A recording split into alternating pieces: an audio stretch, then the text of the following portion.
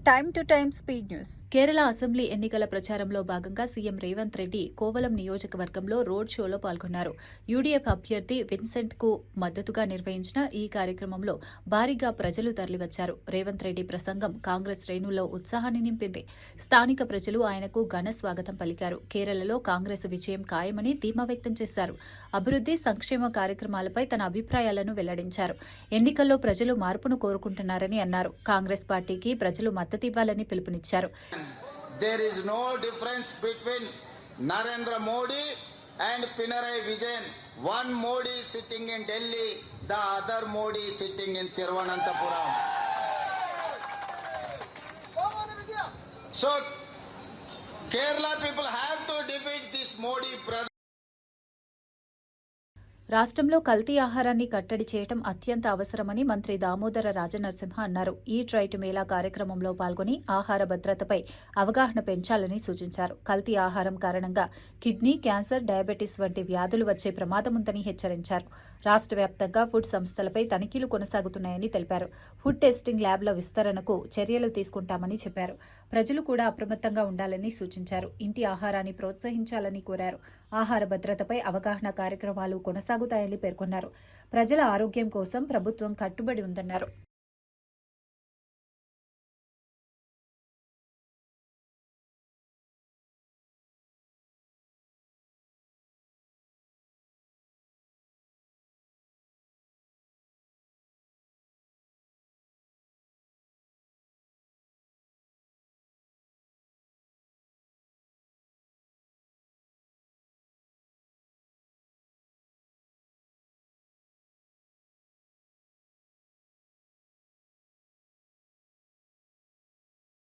పరిగి నియోజకవర్గంలో భూముల విషయంలో మాజీ మంత్రి హరీష్ రావు తీవ్ర ఆరోపణలు చేశారు. దళిత, గిరిజన భూములను ఇండస్ట్రియల్ పార్కుల పేరుతో తీసుకుంటున్నారని అన్నారు. రైతుల పక్షాన పోరాడుతున్న వారిని అడ్డుకుంటున్నారని విమర్శించారు.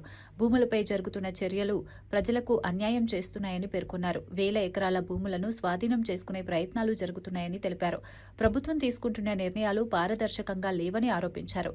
రైతుల హక్కులను కాపాడటం అత్యవసరమని అన్నారు. ఈ అంశంపై పోరాటం కొనసాగిస్తామని స్పష్టం చేశారు. ప్రజల మద్దతుతో ఈ సమస్యను ముందుకు తీసుకెళ్తామని చెప్పారు. ప్రభుత్వం వెంటనే స్పందించి రైతులకు న్యాయం చేయాలని డిమాండ్ చేశారు. ఇబ్బంది పెట్టే ఆలోచన లేదు.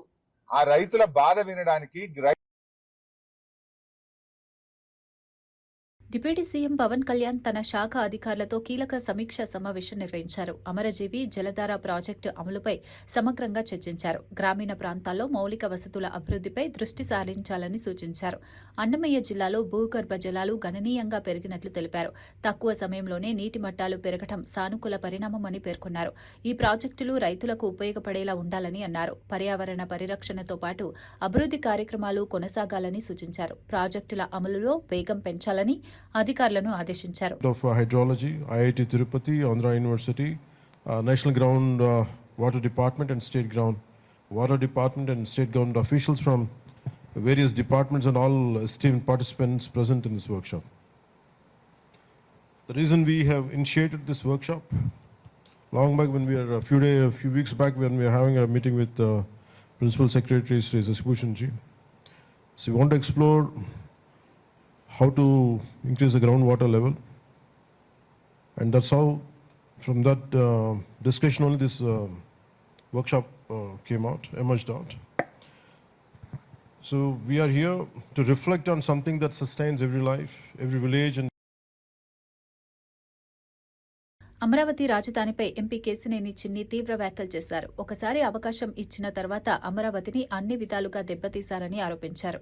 ప్రారంభం నుంచే రాజధానిపై వ్యతిరేక ధోరణి కొనసాగిందని విమర్శించారు. కొత్త పేర్లతో ప్రజలను గందరగోళానికి గురి చేస్తున్నారని అన్నారు. 3 రాజధానుల పేరుతో రాష్ట్రాన్ని అయోమయంలోకి నెట్టారని తెలిపారు. అమరావతి అభివృద్ధిని అడ్డుకునే ప్రయత్నాలు ప్రజలు సహించరని స్పష్టం చేశారు. ప్రజల విశ్వాసాన్ని దెబ్బతీసే నిర్ణయాలు తీసుకోవడం సరికాదన్నారు. భవిష్యత్తులో అమరావతి అభివృద్ధి దిశగా ముందుకు సాగుతుందని నమ్మకం వ్యక్తం చేశారు.